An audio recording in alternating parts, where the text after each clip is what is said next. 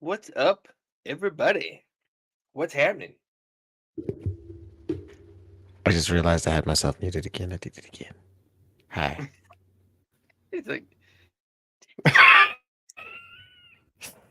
did it again. That's right, folks. We've only been doing this show going on 4 seasons now, so hey, mistakes are gonna get made. You're just like,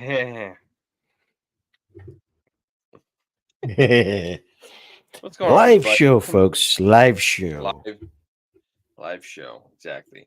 Welcome back, and if you're joining us for the first time, welcome to the Battle Bros podcast with myself, Mac, and this handsome gentleman over here. This is Alamo. We are the Battle Bros. Hold on to your butts. Battle Bros. Um, Battle Bros podcast. I was thinking like we don't have a website yet. I'm like I was gonna say Battle Bros. I'm like wait. Hold on. No, that's not right. Anyway, if you're joining us for the first time, we hope you will kick back and have a little listen to what we got going on. Listen, watch, whatever you want to call it. If you're coming back to check us out again, thank you so much for returning. We greatly appreciate your continued consumership of our show. I'm having a little bit of a hard time thinking of words. I'm like, I think words. Just remember, everybody, it's Good Friday. That's right. So, don't eat meat. Just make sure it's fish. You remember, you're on a fast. For those who Oh, observe it. dude. I took Mima to the store the other day, and she's like, "Baby, I need to get some fish." I'm like, "Okay." I'm like, and then you think, "Oh," I was like, "You making bacalaitos?" I'm like, "I'm down. Like, let me know." And I was like, "Oh, Good Friday. Got it. Mhm. Got it." For example, we had pizza. It's bread and cheese. It's not, we didn't eat meat. Tomato So and tomato sauce. There's tomato and sauce on it. tomatoes. Yeah, tomatoes. So, Yeah. like we were saying, welcome to the show. Welcome back to the show. Whatever applies to you. We're glad to have you here. How you doing? If you happen to catch our show last week we had episode 073 and we discussed the topic of acknowledgement. Pretty good conversation. Go back, check that out. Before we get into this week's conversation, let's talk about what's in the news. Just check the newsroom. That's probably not even Dun, applicable dun, dun, dun, anymore. dun, dun. Wait, that's Green Acres. That's not right. It's like the Green Acres is the This is place a to place to be. be. Oh wait. Fine. Is it like for me? Anyway, sorry. And the ADHD squirrel just showed up. Anyway, so let's talk about what's in the news this week. So this one, I'm gonna get this one out of the way because I just told Alamo about this like literally a few minutes ago, and he's like, "Bruh," I'm like, "Yeah." So the Army Mhm. released a message last week called an ALARACT, which is an all Army activities document, and they are telling that they are going under the guise, not going under the guise, but they are going under the advice and are going to implement recalling retirees to fill critical manpower shortages.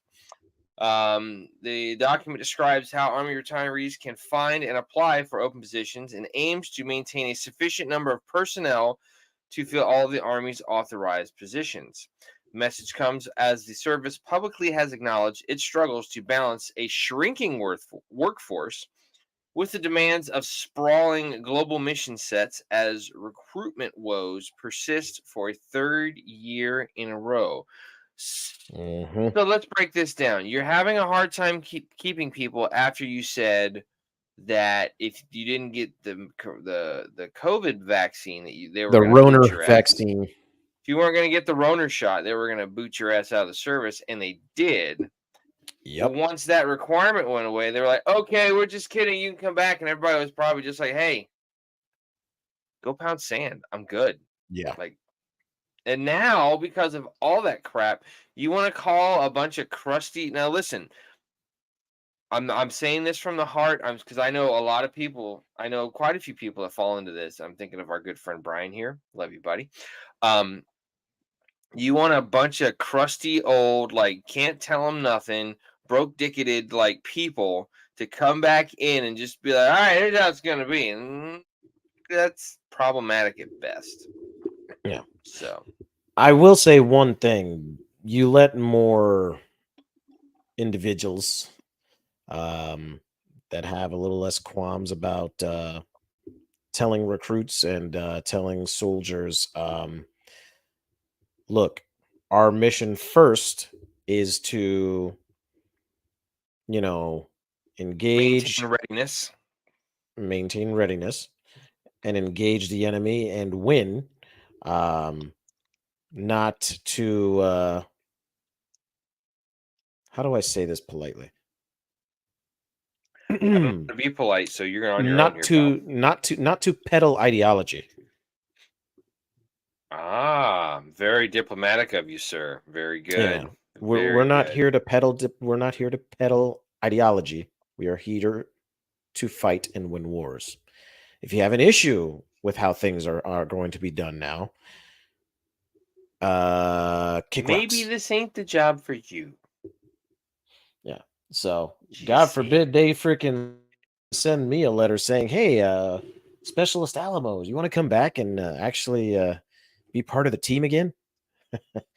Oh boy, I'm not sure. Eh. I feel like isn't there a scene? What's that? Okay, so what's that movie with Brendan Fraser and Steve Buscemi? Is it Airheads? Where they're like the rock band or some stuff? Yes. Okay, Adam is that Sandler was in that as their bassist, scene? if I remember correctly. Yes, is Sandler, Buscemi, and Brendan Fraser. Yeah, and I Hmm. remember they took their contract and he shoved it down in the back of his pants. He wiped his ass with it and then put it back in. There was like, there you go. I'm like, how many Yep. times is that gonna happen? Listen, folks, the Battle Bros podcast does not endorse anybody defecating onto a service requirement conversation Correct. document and sending it back to the government. Um, but if you do, it's pretty damn funny. It Yeah. is. Oh, let's, let's kick this pig. How about it? So Airheads is an amazing movie. I love such a good and like it. and if like I hope to God that they You're don't try to freaking like try to redo it. It's like just it's a great movie. Leave it be. Move on. Come up with something just leave it original alone. and different. Just leave it Leave it alone. alone. Like Yeah. Idiocracy. That's why that movie is so good and scary now that the times that we live in, but we're gonna leave that alone. So the other news topic that Hmm. we have this week is that March 25th, Monday of this last week, was National Medal of Honor Day. And the Medal of Honor is obviously, for those that don't know, is the nation's highest award that can be bestowed upon a service member for service to their country. Now, every citation for this award has the following words in it somewhere: for conspicuous gallantry and intrepidity at the risk of his life above and beyond the call of duty. Okay. So one of the ones that Alamo and I were talking about this last week, there was a gentleman by the name of Sergeant Major Thomas Patrick Payne. He is one of the more recent recipients. He was awarded it towards the end of Trump's administration. So that's been a couple years ago. But it's Essentially. significant because he is only the third member and the first living member of the organization known as Delta Force to receive this award. He is also the only recipient for Operation Inherent Resolve, which takes place after the close of Iraqi freedom, at Enduring Freedom, and I think there's another one. I can't remember what the other conflict name is, but whatever. If you pull up a Yeah. picture of this guy, he is like the spitting image epitome of what a soldier should look like. Professional, just his uniform, and plus he went to he was like the first one to get the have it awarded, and he was in the new pinks and greens, and he walked out there wearing brown jump boots. It's like, oh, buddy, that's a whole vibe, yeah. And yeah, I mean, look good. You got a sergeant major in his pinks and greens. He's got his blue infantry cord on, jump boots. And I love the fact too, and this is again a side note. I love the fact that they've gone to sewing stuff back onto the uniform. He's wearing his Ranger tab above his unit insignia, which is the red spade for USASOC with the black and red airborne tab. Like, and it looks good. They don't have a bunch of like metal badges. The blues, I It understand, looks served badass. it looks badass, absolutely. I don't know why we have a lift when we say badass, but it looks badass, right? But it just, I mean, and he had a combat scroll from Ranger Battalion. He had USASOC patch over here, the red spade and the airborne tab, and it's just like, yes, you just go back to like putting stuff where it used to be, not having a bunch of metal enamel pin on stuff. So yeah. So, but if you get the chance, sit down and watch one of those, because you can go on like whitehouse.gov, and a lot of them are on YouTube or whatnot, but like just watch one of those, especially when it's a living recipient. Like when it's posthumous, they usually award it to the family members, you know, the wife or the parents or the children sometimes, and it's unfortunate. But like when it's the first guy that was the first living recipient for OEF was a guy named Sal Junta, who was out of the 173rd Airborne.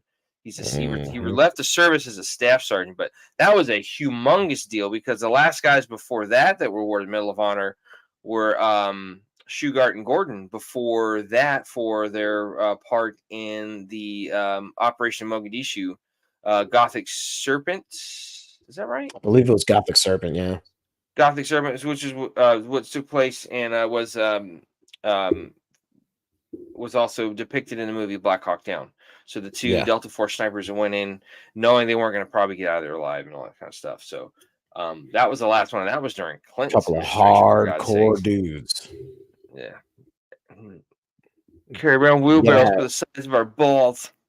Mm-hmm. So. Bro, in order to just do something like that, I mean, just the amount of sheer willpower you have to pull out of yourself to do something like that, and knowing you're more than likely going in there to die. I'm going in. I need more ammo and a clean pair of shorts. Mm-hmm. Yep. And we're trying to be a little bit sarcastic and funny about it, because that's just our nature. We're not making anything. We're not trying to be disrespectful. Not making light. Not making light of it. Thank you. The lightheartedness of it. These are guys that, when you can put up or shut up, they fucking put up. Oh, damn it. Mm-hmm. Yep. Sorry. There's always one. It's usually me, but by the way. So, but yeah. So if you get a chance, go back and read some of these Medal of Honor citations. I mean, Tim Kennedy talks about the guy. He was a master sergeant in Special Forces in Vietnam, Roy Benavidez. That's some hardcore. The guy ended up getting like injured, like shot, or like 23 times in this one action. It was insane. So, kind of in light of all of that, once, let alone 23 times. God. Oh man, like he looked like a whoopee cushion, dude. I was like, jeez.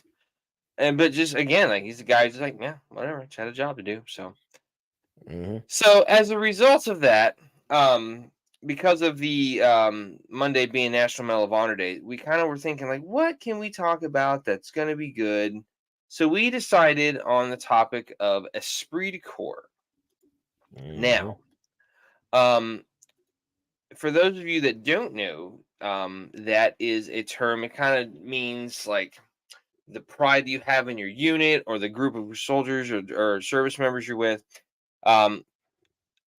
The definition of Esprit De Corps is the common spirit existing in the members of a group and inspiring enthusiasm, devotion, and strong regard for the honor of the group.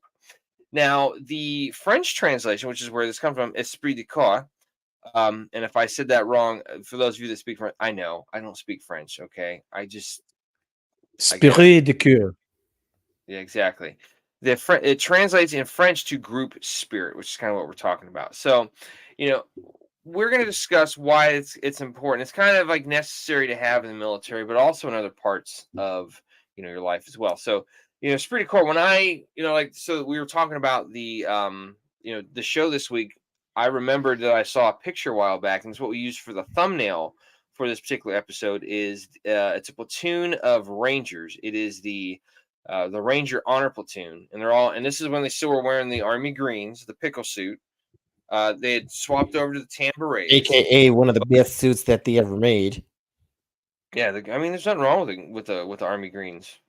That's what we grew up on, man. That's what it is. High That's what we school wore, man. afterwards. That was us, man. Absolutely. I didn't have the blues. I had, well, yes and no. I didn't get issued the blues, but um yeah, so and that to me very much, like, when you think of Esprit De Corps, I think of like really high, high achieving guys in organizations like the Army Rangers, or Special Forces, like the Silent Drill Platoon from the Marine Corps, other groups Basically, like all the that. hardcore who's. The hard charge of the Huas, the Uras, and the Huyas, and whatever the Air Force says. I don't know. Huh? You call this quiche? I don't. Yeah, we're ragging on the Air Force guys. Love you, fly boys. So just calm down. So anyway, so Indeed. yeah, in those kind of groups, especially when you're doing the kind of mission set that they have, So I was watching something today. Have you seen Alamo? There is a guy on Facebook. He's one of these like tactical firearms instructors. The name of the company is Tactical Cowboy. I've seen snippets, like shorts, Okay, but I haven't really like watched. Like I like haven't subscribed either. So, that's fine. but I've seen So, shorts.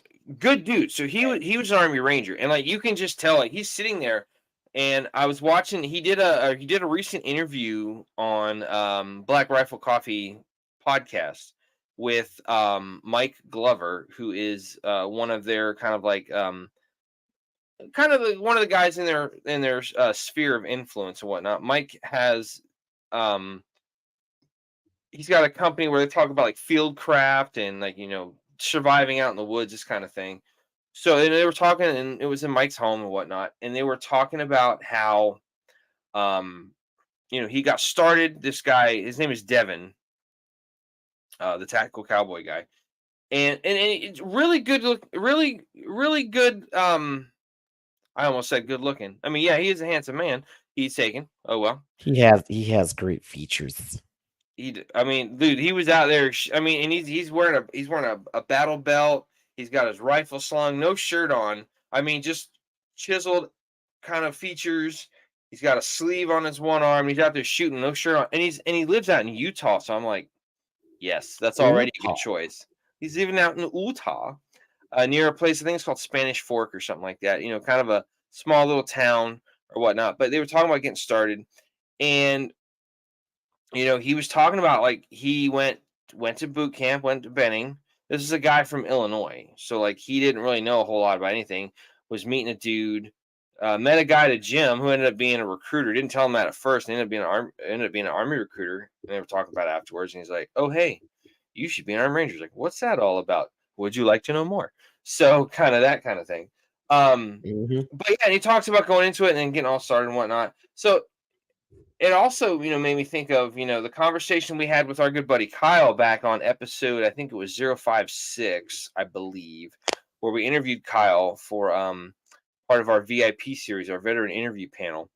And so it made me think of something. You've heard this adage before, and I've heard it. I'm sure you've heard it in your career, Alamo.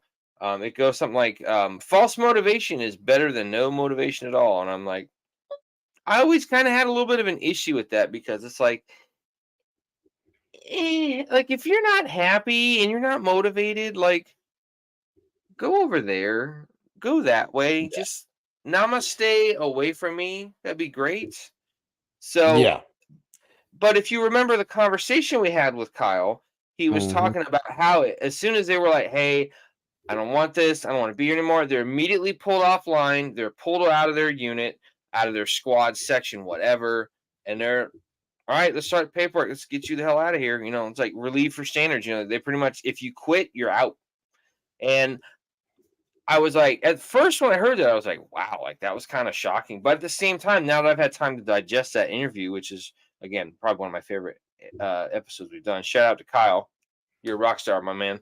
Um, if you think about it, you kind of need to have some type A plus plus personalities to do the Yeah, kind of missions and the kind of skill sets you have to do. I mean, you're gonna go on a raid, you're gonna get infield somewhere way off site. You're gonna walk 10 clicks in, go to work, be some pipe hitting bastards, take care of business, and then exfil out of there after walking another like 5 clicks yeah. off the X It's and stuff. kind It's like, it go is ahead. it's kind of like, it's that whole mindset of like it takes a lot to do a lot, and like there's and I see it in like your both professional and military on the military side as well. You you know when false motivation like kind of like is the thing to do, there's a certain level of pessimism that starts to kind of brew and then kind of fester within the group Creep that you're in, working in. yeah. And what you end up seeing is the more false motivation, the more false motivation people have, the more resentment they garner towards anyone in leadership positions that includes their peers. Um, and a focus gets taken off of the mission from, this is what we're supposed to be doing to this is what they're doing. They suck and we're sucking for it. Um, Mm. and it's kind of one of those things where, yeah, sure, maybe false motivation will work for a little bit. Um, but in the long term, well, you better find something to damn well get very freaking motivated for, because if you don't have a true like high motivation, I mean, I hate to say it, but we as people, and I'm gonna kind of get a little philosophical. Freaking, we are people of energy. We are people of, we're beings of light. And scientifically speaking, this has actually been proven. We do give off a Res light. It's just a light. It's just a light. aura. No, nobody. Exactly. We can't really detect it with the human eye, but it's very much detectable. We're beings of light. And that energy. Real quick, how freaking funny would it be if you do a TED talk doing that silly lispy voice? Listen, welcome to I my think TED it talk. would absolutely kill and slay PL. You Oh my god. but Uh, no, but but wait, seriously though, like there it's you think slay about it, on the man. show again, dude. You're gonna just derail this whole thing we got going here. You're like, it's gonna we're talking about slay. The that energy is going to permeate throughout the Freaking ass freaking hat. that energy is going to permeate throughout the entire group, whether it's good or bad. So you have to be really careful about promoting something like that when you don't want to reap the consequences. You know what I'm And saying? you're absolutely right, because part of, and I'm going to send you that link, or if you just go look for it, it's Black Rifle Coffee BRCC podcast, and I think the guy's name is Devin Soto. That's the Tactical Yeah. Cowboy. But just like he said it in his interview, and I think Kyle mentioned something similar to it in there. Just like when you have all of these individuals firing on all cylinders, it's like you're just able to like keep that level of energy and focus and concentration and Mhm. professionalism just at such a high level, because everybody's contributing to it, and you're doing this. It's just kind of Yep. on you're going up that parabolic ascent to just make sure that everything is just going as best as it can. And Yep. you know it's it's it's it, it's almost like you're chasing. So bear with me. This is going to sound a little bit of an abstract statement here, but it's almost like you're chasing kind of like a high. You know, like for somebody Yeah. that would be addicted to like some type of methamphetamines or narcotics or something like that, or somebody that's chasing that buzz, who's an alcoholic. I can remember that, Mhm. dude, because at one point when I was in the military, in my company, we had the our battalion was the best battalion out of the brigade. We had the best company out of our battalion. And for our battalion, the soldier, NCO, and officer of the year, all three of those individuals came out of our company while I was there. So Nice. it's like you're just sitting there banging on all cylinders, man. It's just like, yeah, like absolutely. Like we can just do some great. Did you do that? That StreamYard banner that was just up there? If I did, I didn't mean to. Oh, If okay. I did, I It's didn't mean like to. I saw a big flash of white and I'm like, huh? So but yeah, so you have all this like good stuff going on. So like when we had time for AT to come around, all of the other companies were at like the big battalion assembly area, the battalion size Tango Alpha Alpha and all that kind of stuff. Whereas our company, like, we're going to push you guys way off in the woods, so you got to have a little bit of you're not around the flagpole, but also the fact of like we were probably a half mile down from one of the lakes there, so it's like take your shower kit and just go on down to the lake and get in the water and clean up and all that stuff. So Mhm. it's pretty badass, it's like that's kind of cool. So but so we found a couple of articles talking about um, not range range esprit de corps, and we're gonna read those real quick. The first one is an article from Forbes, Forbes.com, and this is called "Why Leaders Should Consider Morale But Focus on Esprit de Corps." This was written by a gentleman by the name of Bill Edwards, who was a former Army colonel that commanded in Iraq. He's now the president of a company called Caliber Engineering. So let's get to the nitty gritty. So the article starts. As leaders, your aim should be to build desire in the individuals in your organization so that they want to be led by you. This organizational consensus for your leadership and the high feeling of spirit associated with it is called esprit de corps. The topic of morale in the workplace often pervades discussions within leadership circles. Why? Simply put, morale is seemingly an easy issue to address. However, this couldn't be further from the truth. Let's start by taking the simple meaning of morale. Merriam-Webster defines it as the mental and emotional condition as of enthusiasm, confidence, or loyalty of an individual or group, and the level of the individual psychological well-being based on such factors as a sense of purpose and confidence in the future. Morale, based on these definitions, is clearly personal. This alone makes morale complex and by no means a simple leadership challenge. Additionally, morale changes frequently based on present conditions and factors. In fact, morale reflects the present and manifests itself in terms of personal feelings and emotions. More so, morale is often dictated by confidence or faith in an organization, its processes and procedures, and your leadership.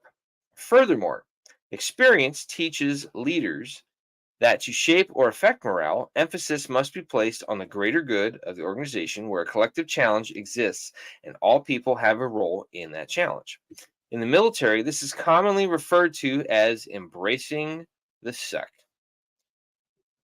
I never knew that was gonna come up.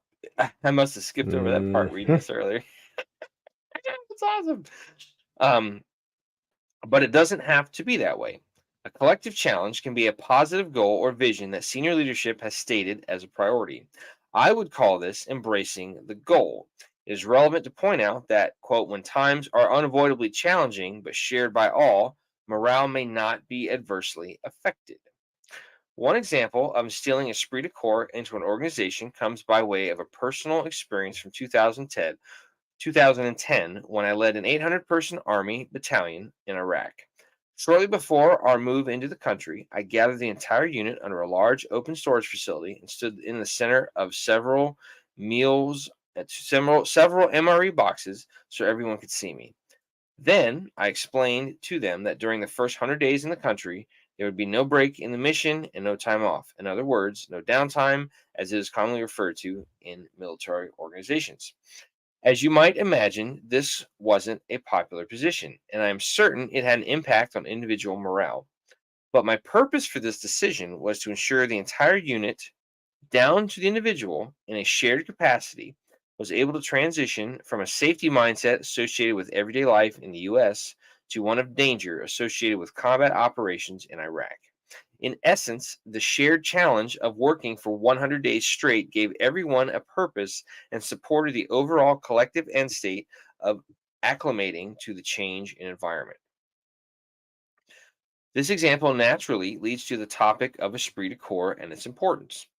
Merriam-Webster definition of esprit de corps is, quote, the common spirit existing in members of a group and inspiring enthusiasm, devotion, and strong regard for the honor of the group, end quote. Esprit de corps is the foundation for all successful organizations and can affect individual morale in a way that positively changes attitudes and behaviors. Teams that focus on supporting one another are in parallel shaping the morale of everyone along the way.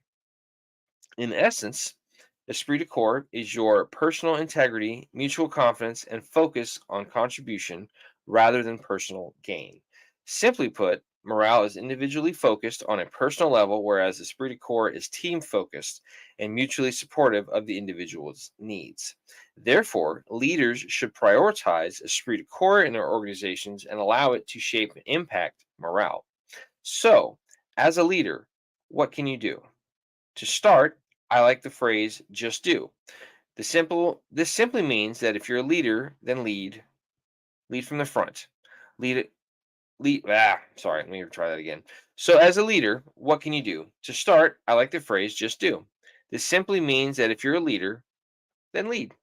Lead from the front of your organization. Focus on honesty, timeliness, and being genuine. Work collaboratively, but make decisions. Display and exhibit energy, enthusiasm, and happiness. Leading is never about popularity. Set your priorities and be agile as the environment changes. Clearly articulate no more than 5 points that make up your strategic vision. Here's a strategic vision example. So this one has it's talking about people and culture. I'm just gonna paraphrase this. We're not just sitting here reading stuff off a screen all night. But people and culture, company defined by the quality of our team. Communications, embracing a culture of trust, mutual vulnerability, and accountability. Agility, easily make changes by the of the market. Be customer centric. Train your team to be customer centric so that success resides with our clients and directly reflects our reputation. And then produce quality products. We lean heavily on product timeliness and quality. Build your team around the vision and collective goals. Property. Sorry, blah. Organize properly, get the administrative house in order, and be especially diligent when recruiting. Focus and act on the professional development of your team. Individual morale is shaped by genuine care, predictability, and stability in organizations. It is also critical to have a clearly defined path to success. Now, that was something that really stuck with me when I read this article the first time. It's like people are like, "Oh, how do I get to do this? Oh, do this, do this," and then somebody will say, "Well, do that, do that." It's like it's not really, it should be a nice, easy flow chart, and it's like it's just all over the place, and it's like, huh? I'm good. I'm gonna leave. In the end, leaders must consider morale, but focus on esprit de corps. Esprit de corps is developed and executed through a thoughtful plan. Building esprit de corps takes time and requires confidence and credibility in leadership. I'm going to say that last part again. Building esprit de corps takes time and requires confidence and credibility in leadership. It boils down to a matter of trust. I will wager that if you find organizations with great success and peel the onion back, you will find a company with sound formation and esprit de corps. Give it a shot. And again, if that doesn't describe some pipe hitters like freaking Ranger Regiment or SF or freaking Delta Force or Force Recon, MARSOC, I mean, it's like there's talking about the civilian workplace, but that very much describes any of these organizations where it's like they're going to doing some pretty heavy stuff. So interesting dynamic that we found is this other article that we have is from USNI. This is the U.S. Naval Institute, and this was written by a gentleman who is also a military officer. This was written in November 2021. It's called "Esprit De Corps is a Force Multiplier," and the author is Captain Michael Hansen, who is with the United States Marine Corps. So you got two, military officers kind of giving their opinion and their experience on this. It's like, yeah. So here we go. The second one. So this is the article we just mentioned from the Naval Institute. Esprit de Corps does not appear out of thin air. That sense of identity that breeds cohesion among team members is a force multiplier that must be built. When developed, it brings strength, energy, and vigor to any team. Esprit de Corps defines a special club, a brotherhood, a sisterhood, an organization, an institution that is greater than its individual members. Such groups often trace their lineage to long before any of the current members joined. Esprit de Corps is often strengthened by an inherited legacy kept alive by reverence for those who went before. Esprit de Corps develops over time through shared hardship and accomplishment by collective blood, sweat, and tears. This invisible force can soar to great heights and push its hosts to achieve awesome triumphs. When the chips are down, it can lift the members of its trust from the depths of despair and snatch victory from the jaws of defeat. I'll tell you what, man, something about guys in the Marine Corps, man, they know how to freaking write a good article. Straight up, dude. It's like snatching victory from the jaws of Yeah. defeat. I'm like, you had me at force multiplier. Hello. History has documented countless cases of this happening. Though it may be hard to measure, it is indisputable that units with strong esprit are more combat efficient than units without. Anyone who has experienced it can attest to its effectiveness. I saw its effect firsthand years ago when I checked into my first unit as an 18-year-old private first class. I remember it clearly. The general attitude from the command deck down to the senior lance corporals was, "Welcome to the best damn battalion in the Marine Corps." Less than a year before, they had returned from the invasion of Iraq, where they charged all the way to Baghdad without a single Marine killed in action. They thought they were invincible. On the next deployment, that unit, including me, fought in one of the toughest battles in recent Marine Corps history, the Battle of Fallujah, and suffered a great many Marines killed and wounded. When we came back from that deployment, we told our new joins, "Welcome to the best damn battalion in the Marine Corps," with even more vigor than the year before. When you are an 18-year-old PFC arriving to your first unit, or a 19-year-old Lance Corporal returning from your first deployment, you do not know what it makes a good battalion good or bad, much less the best unit in the Marine Corps. Yet, I believed it then, and I believe it now. We were the best damn battalion in the Marine Corps, and there was nothing we could not conquer. Our esprit de corps was unbreakable. Contrast that experience with when I joined my next unit years later as a second lieutenant. It had recently returned from Afghanistan and also had not lost a single Marine killed in action, but the mood of the unit was quite different. Common sentiment I heard from the Marines was, quote, "Welcome to the worst damn battalion in the Marine Corps." By this time, I had been on a few deployments and met many Marines and leaders of Marines, and I knew then what I know now. This was not the worst battalion in the Marine Corps. Not a chance, not by a long shot. Many of the Marines, however, had heard this lie enough times that they believed it. I was shocked. I had never seen a group of such sad, dejected, and demoralized Marines. They looked the part as well. Bad haircuts, lousy uniforms, very little pride in being Marines, and some very bad attitudes. Many seemed as if they were under a gray cloud and hung their heads. When we began the workup, when we began the workup for our next deployment and tested our skills in garrison and in the field, it became clear, as I suspected, that this was not the worst battalion in the Marine Corps. Yet, at times and in certain ways, we acted like it because the Marines had such low self-esteem and so little pride in themselves. This attitude, whether in individuals or in a group, is toxic. Even worse, it is contagious. Marines and units affected with this cancer sink into a downward spiral from which it can be hard to recover. When troops believe they are garbage, the sentiment becomes a self-fulfilling prophecy, as their performance will attest. When a unit is in such dire straits, something must be done. Excuse me. Coincidentally, our battalion commander had served in our battalion years before when he was a lieutenant. He gathered the officers and told us about the proficiency, professionalism, and the esprit de corps of the battalion during his service. He said it was the most combat ready unit that he had ever served in, and though they did not go to combat during that deployment, they trained Marines who went to combat on later deployments and did great things. He said we were going to get back to that. The battalion commander of my first unit was like a museum, full of artifacts, mementos, and images of Marines from that unit in famous battles. I'm sorry. Hold on. Let me let the whistle. I messed that part up. The battalion headquarters of my first unit was like a museum full of artifacts, mementos, and images of Marines from that unit in famous battles throughout its history. Citations and portraits of Marines who received high awards for valor were among the first things visitors saw. Any member of the unit who walked through these halls could not help but feel a sense of pride at belonging to something greater than themselves, a member of a unique society of warriors and stewards of its organizational culture.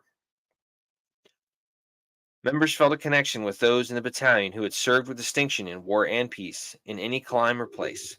The connection filled its members with a zeal for their fellow Marines, both past and present, that inspired them to continue moving forward long after most people would have given up. It was an honor to be a member of such a fraternity. The battalion headquarters of my second unit did not possess this air. Despite a proud and storied history full of exploits, the walls in the battalion command post were bare. The unit had recently relocated to a new building, and much of its memorabilia had been lost or put in storage somewhere and forgotten. The battalion commander set about correcting this travesty. He assigned junior officers to write descriptive paragraphs about significant actions the battalion had been in and had posters made that featured the text set against heroic photographs of Marines in the event. He wanted his Marines to be aware of the unit's history and to understand that they were a great company with their forebears. They were in great company with their forebears. To this end, hold on, let me just check. Okay, we're almost there. To this end, he held multiple professional military educational events. At such event, a former battalion lieutenant gave the Marines a presentation about the battalion's participation in an early, little-known Iraq War battle. The commander also filled the base theater and put on episodes of the HBO miniseries The Pacific to share with the Marines the legacy they had inherited, which is a fantastic show, by the way. Our battalion commander's efforts to instill the esprit de corps did not rely only on memories of the past. He put significant effort into recognizing the contributions of the current crop of Marines. He arranged for combat camera Marines to accompany the battalion on field exercises and had these images hung around the battalion area. In addition, he dedicated 3 conference rooms in the battalion headquarters building, one for non-commissioned officers to study and teach their Marines, and the other two to battles and areas of operations in which the battalion had operated in while in Iraq and Afghanistan. He wanted to commemorate the recent generation of warriors in our unit, some of whom were still in the battalion's ranks. To further a healthy spirit of competition, friendly rivalry, and build esprit de corps within the companies, he mandated a series of field meets in which the troops could cheer on their fellow Marines as they competed in sporting events and martial-themed challenges. To the winner went a well-earned long weekend. He challenged the companies to vie for the highest collective physical and combat fitness test scores and the highest collective Marine Corps martial arts program qualifications. In our battalion, there were always competitions designed to make Marines pull together and stay sharp. Our battalion commander also wanted to compete against other units. He asked each company to contribute their highest scoring shooters on the rifle range to compete in the division rifle matches, where our Marines made a good showing. Most significantly, he challenged the battalion to win the division's annual Super Squad competition. He charged every company to assemble a squad of its best Marines to compete for the honor of top squad in the battalion. The squad went on to win the coveted Division Super Squad badge and met the Commandant of the Marine Corps.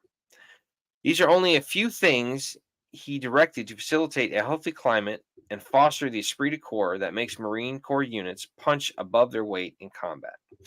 During our workup and deployment overseas, we conducted tough, realistic, and most importantly, meaningful training that tested the mettle of our Marines and forced them to work together and tap their physical and moral strength.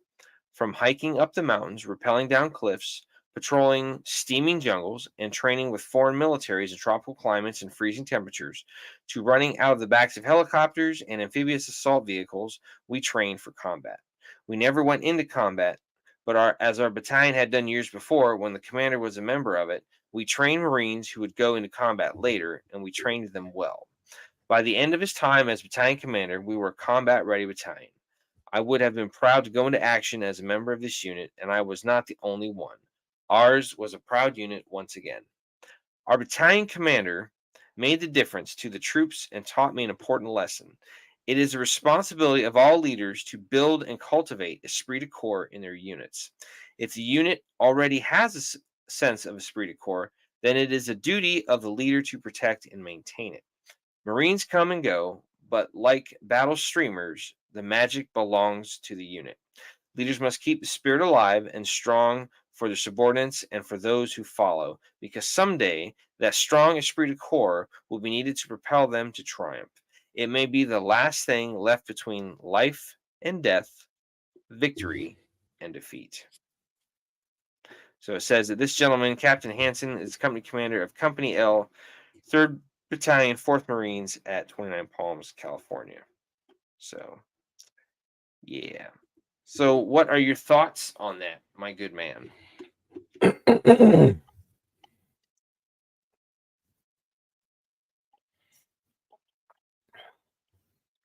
Marines sure do know how to freaking motivate their people. Yeah, that is one thing for damn sure, man. Like, yeah. If there's one thing that I really like, in all honesty, like I really do think like the army has to do, it's got it's it, they're gonna have they have to emulate in some way, shape, or form to a certain degree the kind of pride and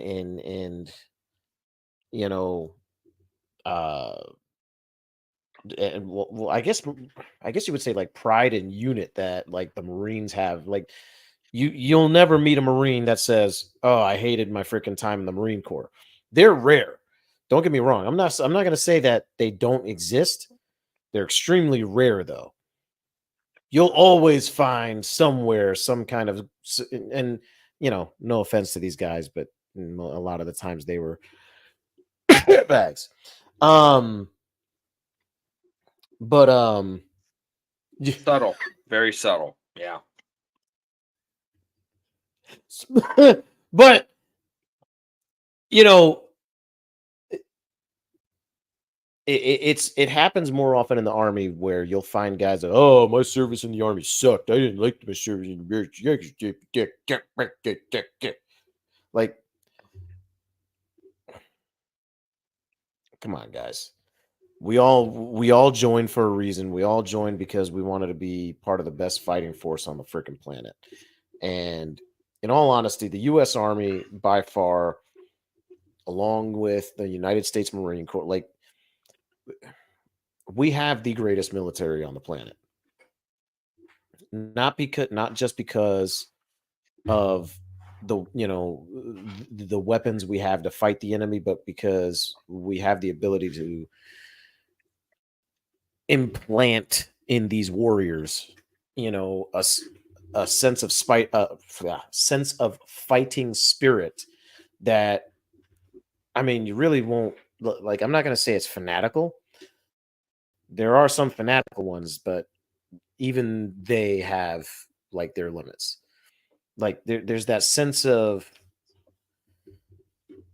just like that will, like, you're doing the right thing, if that makes sense. You know what I mean? Yeah.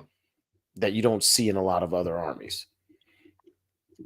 And I feel like honestly, on the United States Army side, like I like I think I can name a few things off the top of my head when it comes to, you know, the history of my unit, why it has a certain patch that it has, why we say toujours prey and things like that.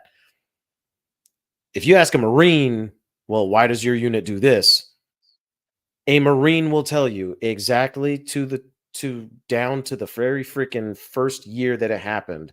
This is why my unit is the way it is, and why we think the way we think, and why we say the things we say. It just, I don't know. I don't know. Yeah, so you bring up a good point, and I think that's something that you kind of miss out on a little bit in the reserve component, like I was, is that you don't really get a real big sense of like your unit lineage, like your Yeah. the battles that was involved in the awards, the streamers, all that kind of stuff. You Yep. know, like when I first got my unit, like, hey, do you have a patch for your uniform? Here's like 6 patches you need for your BDUs. Here's a full color patch for your greens. Like they gave me like the regimental crest and stuff, like for our unit stuff. But it's just like, all right, that's all you need. Are there any other like things I need to like make sure the uniform's correct? No, you don't need it. And then I see that clown at the dining out, and he's got all the stuff from like World War II and everything. I'm like, why didn't you freaking tell me that, you ding dong? Like, hello, like Jesus. Kind of would have helped to know this. I don't think it told like I'm all assed up and Hmm. stuff. You freaking jackwagon. So whatever. But especially like for like there's a lot of history for like my unit when I was in the guard. Like, during World War II, you had all of these like there's like 4 states or something. It was like Alabama, Georgia, Florida, and I think Mississippi. They all got combined into the Dixie Division, which is the 31st Infantry Division, which ended up going on to see combat, I believe, in Europe during that conflict. But it's like, oh, okay, cool. But you really don't learn that kind of stuff. It was kind of there's some things that could have been a little bit Yeah. better, and it's just like, okay. But still, I mean, like, even when things are Yeah. crappy, like you're out there in the rain, you're out there, it sucks, and you're cold and wet and miserable. It's like those are kind of like some experiences that, although they suck, it's like that's the kind of things that build esprit de corps. It's like we're all out here together, we're all trying Right. to make this work. It's like let's make the We're best all of it and make sucking wind memories. together. We're all sucking air and all this stuff together. Let's make it happen. This is going to Yeah. be amazing. So, And like with my unit, like, we wonder why we're, saying, using something French for our unit, right? And which is the fleur de lis. Um, for us, that was because of World War One. The, the the gallantry and the valor that the freaking that 3-2 Cav showed during World War One. At Oh my goodness, where was it? Was it Bellow? No, Bellowood was no, Bellowood was Marines. Bella Woods was Where the hell was Marines. it? Yeah, Bellowood was the Marines. There was a specific battle that, because the unit was assisting the French, that earned them the right to use the fleur de lis at that point. And I have to look it back up to figure it out. But see, this is exactly the thing I'm talking about. Like, if you ask a Marine, why is your unit this? You know what I mean? I know that we earned the right to use the fleur de lis during World War One. I don't remember the exacts of it, which, again, kind of sucks, because like you think about it, and like a lot of leadership was like, oh, unit history, nah, screw that. Okay, Roger that, Sergeant. So, what was it? When was it? For my unit 3-2 Cav. Battle of Lundy's Lane, Fort Erie. Oh, it's in the United States. You were talking in World War One. Oh wow. So like and it's interesting too. I'm looking up a lot of this, and it's like they have some action here in the Second Seminole War Company D drew first blood on June 1836 near Fort Defiance, Florida. It's like they were right here in the States and stuff. So World War One, you said it was started with a B? I thought so, but yeah, I could be wrong. Like I said, Let's see here. Argonne Forest, Koi. ooh, the Argonne Forest. Yeah. That was a tough one. If you read Yeah, up it on it. said they served as the main effort of the advance between the Meuse River and the Argonne Forest.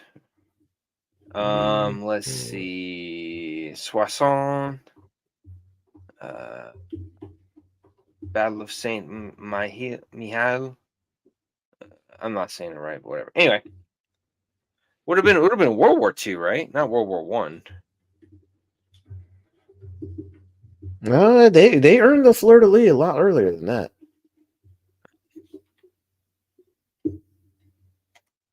At least according to what I remember. But again, like I said, I could be wrong. Yeah. Anyway, let's give that another time.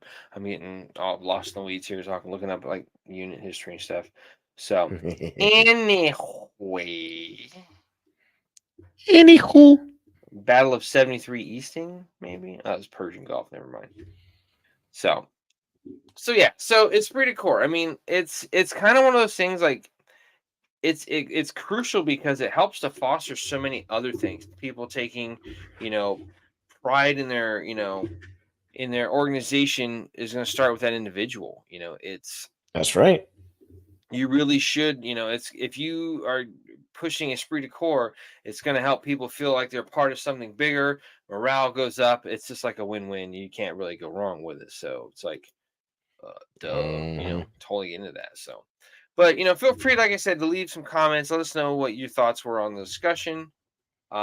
We're not against hearing about, oh, you might be could have checked out this avenue or that avenue, and maybe a little bit of like constructive criticism. We'd love to hear it. We're all for it. Constructive criticisms and critiques. There you go. So we're gonna start to close this out like we always do. But like I said, if you joined us before, thanks for stopping by. If you haven't, this show got started.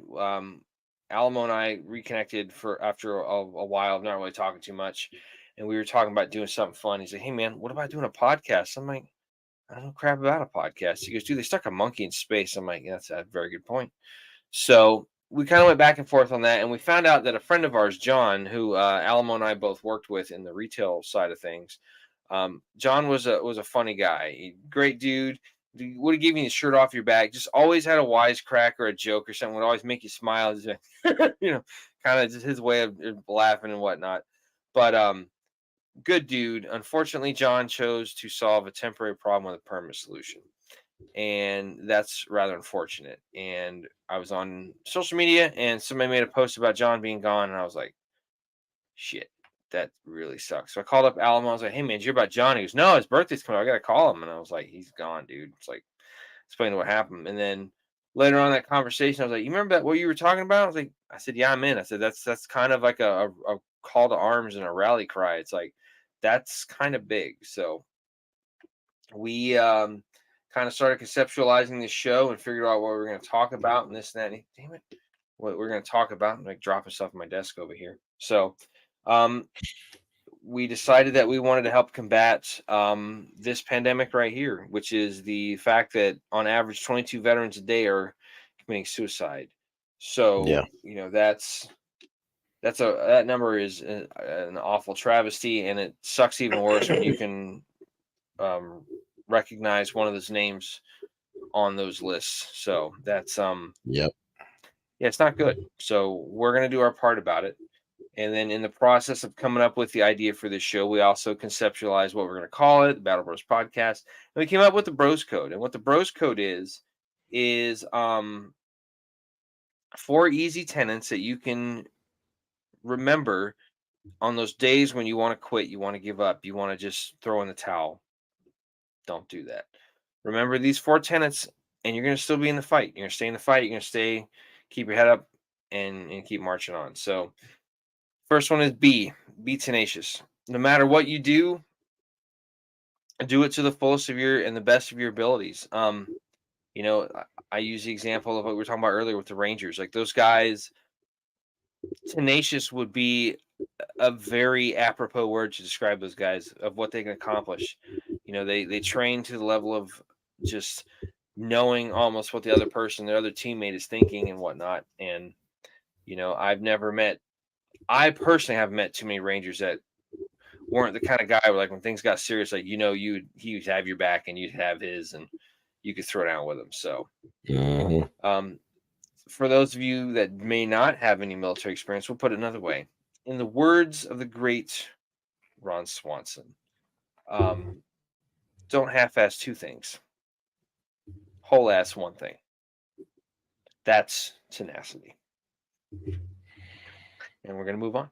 R, refuse to surrender. No matter what happens in life, there's going to be times when you, like I said, are going to feel like quitting, throwing in the towel, raising your white flag. Don't surrender. No, don't surrender. Don't quit. Don't give No in. surrender. No surrender. What he said. Um, remember that you still have miles to go, things to do, places to conquer, people to meet, objectives to objectives that you need to accomplish and whatnot. So, um, yeah, People to do, places to see. Wait, I said that wrong. yeah, you sure did.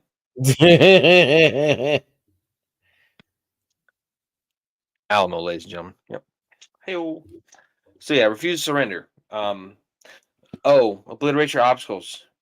Going along with the previous, there's going to be times when things don't go your way. You're going to have to pick yourself up by the bootstraps, dust yourself off, get out of the mud, do what you got to do.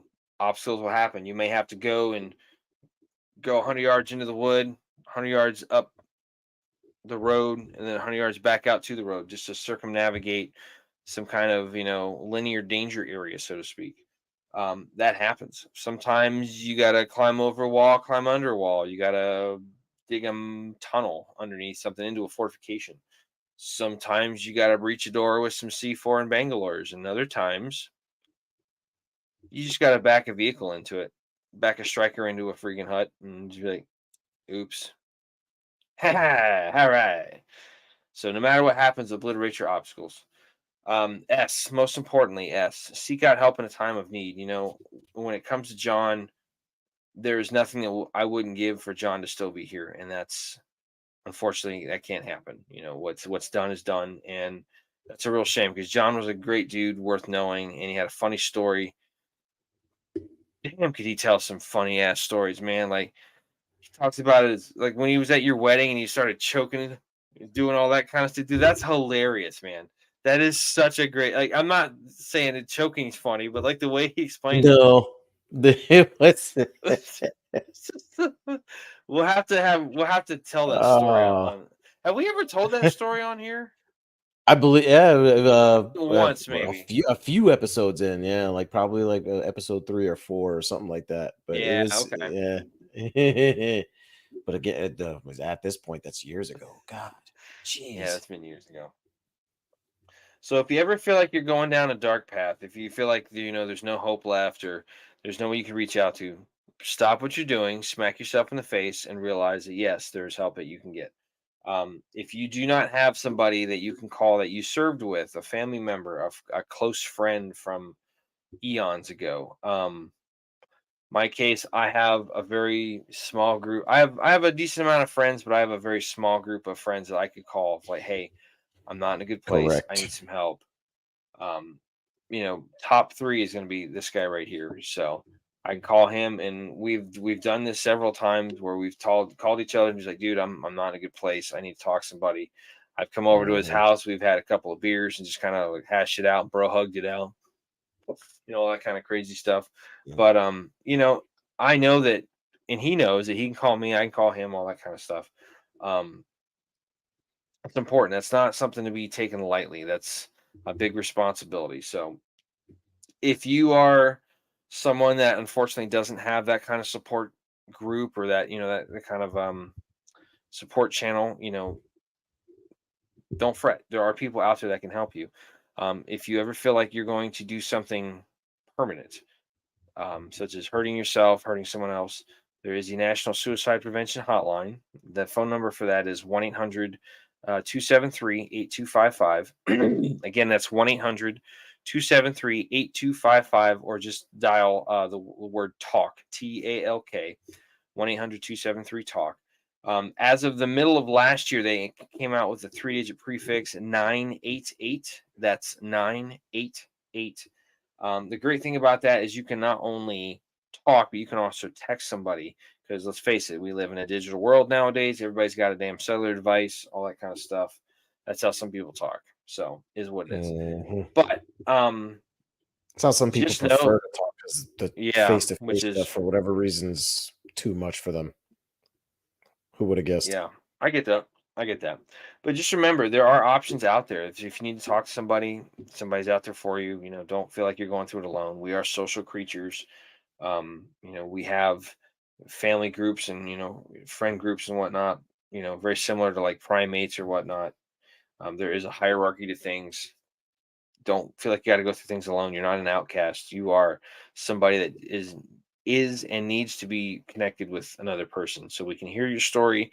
You can pass along your advice and your wisdom to the future generations and whatnot. We need you to be here to pass on the esprit de corps of your life and inspire those next people to come after you to do awesome things in their life. So yeah. Yar. So, on that note, like I said, if you can remember those four things: be tenacious, refuse to surrender, obliterate your obstacles, seek out help in a time of need. Those are the four tenets of the Battle Bros Code. Um, if you can remember those, you got a good shot at being okay, and that's the first step. So, on that note, I'm going to hand it off to my compatriot over here. He's going to wrap up the show. We'll give our shout outs and goodbyes and all that stuff, and then we will see you all down the road next week. So, Alamo, do your bit, man. Yar. Freaking, if you'd like to contact us in any other way, shape, or form, or like to see us in other places, you can find us on all the social medias. You can find us on the Facebook at facebook.com/battlebros.podcast. You can also do that on the other Meta platform, which is Instagram at battlebros_podcast. You can also find us on X, formerly Twitter, at Battle Bros PC, and you can contact us via the instant messenger service on either one of those platforms. We are willing to monitor, and we do monitor every single one of those pages, just to make sure that we're keeping up with you guys, and trying to answer as many questions as possible if you guys have any, or if you just you know need someone to talk to, you feel like you can't talk to somebody else. If you'd want a more private way of doing that kind of a conversation, we also have a Gmail where you can contact us, which is Battle Bros. Seems to be frozen. Hold on. There we go. Battle Bros PC at gmail.com. You can contact us there. And again, this is one of those things. y- w- the whole purpose of this podcast is to build a community where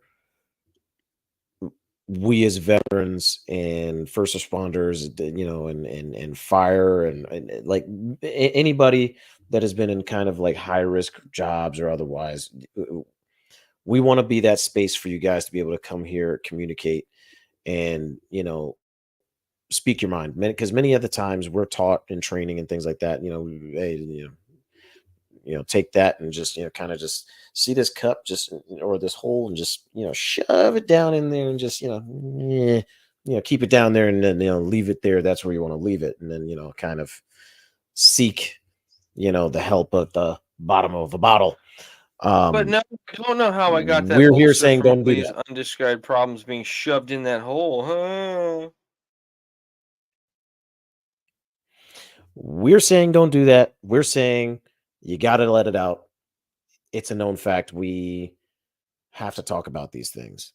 One way that, me and Mac have noticed in our research is World War II vets specifically, which hint, hint, wink, wink, we're going to be covering um, stuff like that very soon. But anyway, moving on. They, I'm not going to say they were perfect. I'm not going to say that, you know, they didn't have their moments, but one thing they did do is keep in contact with their guys far, far, far, far, far better than we have done. Somehow, in the age of interconnectivity, we have become more disconnected than ever, which is a problem. And we're here telling you guys, don't let that be the problem. If you don't feel like you can talk to family, if you feel like you're embarrassed with friends and everything else, we are, I guess you could say, like a neutral party. But we're also going to kind of slap you upside the head and say, hey, hey, hey, hey, wait, wait, wait, wait, wait. What are you doing? What are you doing? No, no, no, don't do that. Come on. And we're going to do the best to tell you that, you know, in a very nice way, that you're being stupid and that you got a lot to live for. We're gonna tell you the nicest way Because possible that's that you're how this being dumb. community works, and whether it's Tough law love. enforcement, military, all of it. But that's Ooh, how this community works, and we're gonna freaking we're gonna give you some crap, but hey, we can do that, and there's a we're gonna good be here for you. conversation. Tough love. Yeah. So please, please, please, all we're saying is do not hesitate. Go ahead and message us. Um, and if you have friends that you know are having issues, do the same. Tell them to do the same. Um, if you are getting a little tired of catching us over on the YouTube, aka the YubTub, we have one more platform form that you can catch us on, which is rumble.com. Or if you have the app, just go to Rumble. And if you search in the search bar Battle Bros, all one word, you will find all of our episodes, minus a few because of technical hiccups, um, uploading there Yeah. as well as all the audio platforms, Spotify, iHeart, all that good stuff. You can find us there as well. Last but certainly not least, we want to give a shout out to our good friend Amelia. She runs a website where she sells handmade soaps and stuff. It is etsy.com/shop/heart to hand homestead. Um, she has been doing this for a little while now, and this stuff is awesome. You can find some, like, I can tell you, as a guy, I don't always want to be smelling like a bunch of fruit and lilacs and a bunch of feminine products, but you Now, don't have no now, Mac, problems. are you saying you don't want to No, smell clean? no, no. I want to smell clean, but I don't want to smell like a freaking, like a bouquet of flowers and shit. But Now, there's with nothing Amelia, wrong with she, smelling like cocoa sh butter. I didn't say there was anything wrong with cocoa butter. There's nothing. You're trying to stop yourself from losing it. I see it. I see it. You're just like, yep, yeah, huh, yeah. Anyway, but she makes homemade soaps and some other things. I really like their denim and leather scented bar soap. Alamo likes the rum and coffee. Alamo has actually gotten to the point where he also uses it for shaving and whatnot because it's very Oh. hypoallergenic and whatnot. It's not expensive. Mhm. Check it out. It's like $5 for a bar soap. It's pretty damn dope. It's good stuff. Yeah. So again, it's etsy.com/shop/heart to hand homestead. That is where you can get onto her website and order the stuff. Please tell her that you heard about it on the Battle Bros podcast, just so she knows that we're affecting her sales, hopefully. But Hopefully. if there's you got anything else there, dude? I think we're good. Oh no, we're good, man. So once again, everybody, as we said it before, we're going to say it again. Thank you so much for taking the time to stop in and give a watch or listen to the Battle Bros podcast. This has been episode 074, where we discuss the topic of Esprit De Corps.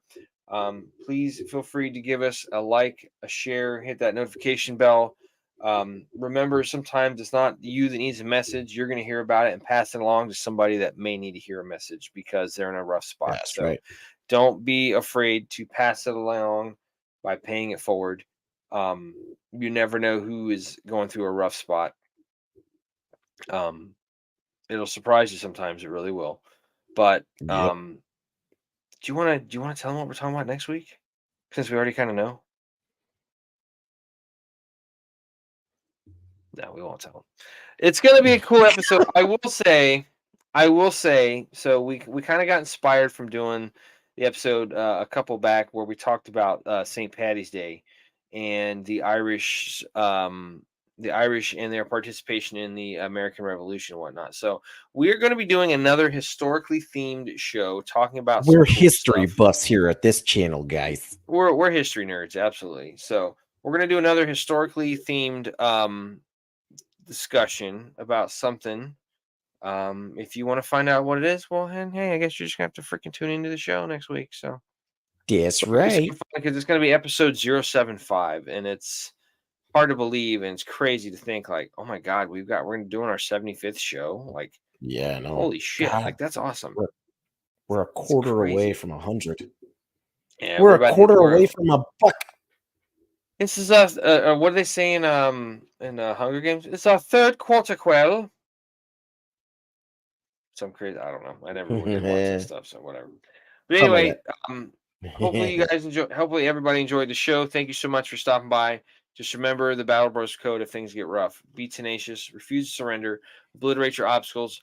Seek out help in a time of need. If you can remember those four things, things are gonna hopefully be at least okay, and they'll get better from there. So.